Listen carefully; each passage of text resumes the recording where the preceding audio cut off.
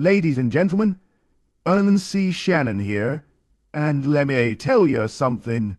We got ourselves a sneaky little move out of Atlanta that might not turn heads now, but y'all best believe it's part of a bigger picture down in the dirty South. The Atlanta Falcons, who've been buzzing all off-season from Kirk Cousins to Kyle Pitts rumors, just made a subtle, under-the-radar transaction. And I'm here to break it all the way down for you. Let's get into it. Jase McClellan, Alabama product, tough runner.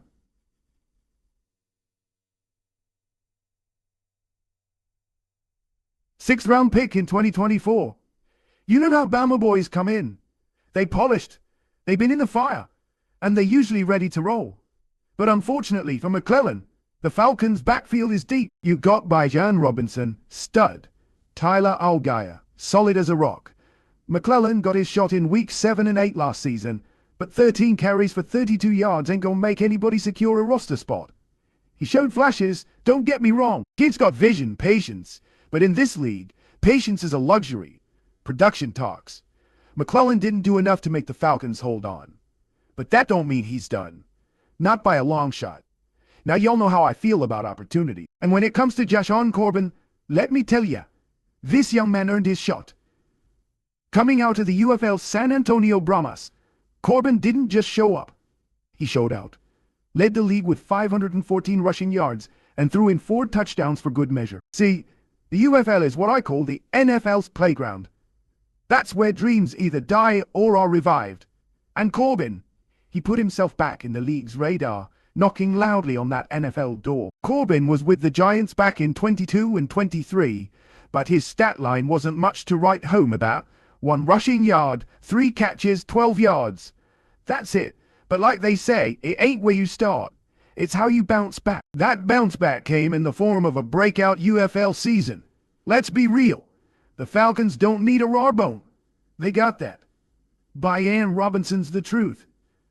Electric. Agile. And a problem for any defense. Allgeier is the thunder to Bijan's lightning. So this move? This is all about depth. Special teams, injury insurance, and maybe, just maybe, a guy that can carve out a niche. Corbin's signing creates competition. You don't just give that third RB spot to anybody. You earn it. Corbin's got to beat out Avery Williams, maybe Caleb Huntley, and whoever else they bring in. But here's what makes Corbin interesting. He's fresh off a live season. While other guys were on the couch, he was taking hits, making plays, and putting film out there. Don't underestimate that. Now let's swing it back to McClellan. Getting cut. It stings, but being cut this early in camp means you still got time. Another team could scoop him up, especially someone looking for a back with that sick pedigree. Maybe the Titans, maybe the Panthers, maybe even a return to the Falcons practice squad if things don't pan out for Corbin. But the message is clear. The Falcons need production. If you ain't producing, they got no time to wait. Harsh reality, but that's the NFL. You might be asking why we even talking about this. Why is Shannon going so deep on a bottom roster move? I'll tell you why. Because small moves build big teams. You win championships with depth. One injury, and that RB3 becomes RB2. You don't want to be caught lacking.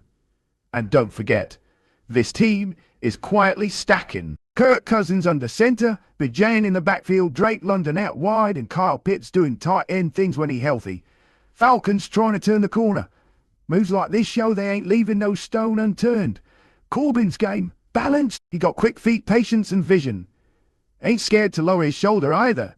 He's also got experience catching passes, which is big in today's NFL where backs got to be dual threats. Most importantly, he's hungry. Dude was out of the league, bowling in a spring league for another shot. That mentality, that grit, that's what coaches love. That's the type of fire you want to bring into camp. Falcons camp gonna be spicy. That RB3 spot is officially up for grabs. It ain't locked. And Corbin know that. Every rep, every special team snap, every blitz pickup drill, it matters. Bijan and Allgeier are they safe.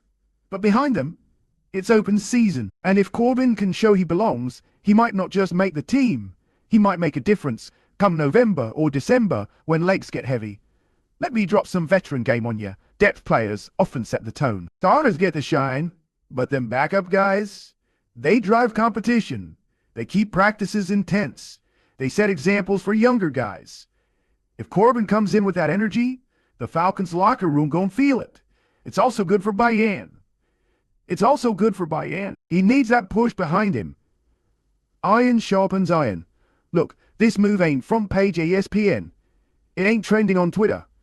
But sometimes, it's the moves no one talks about that end up paying dividends. Think James Robinson in Jacksonville a couple years ago. Nobody knew him. Then boom. Atlanta fans should pay attention. Corbin might just be that spark off the bench.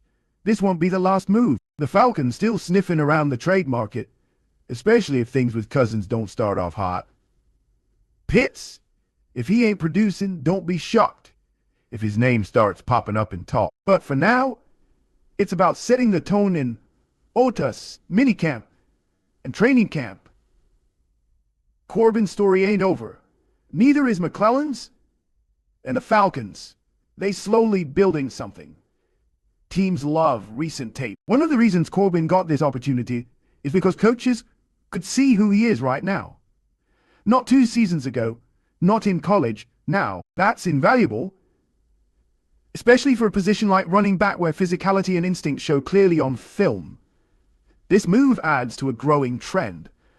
NFL teams are taking the UFL seriously. We've seen multiple signings already from standout spring league players.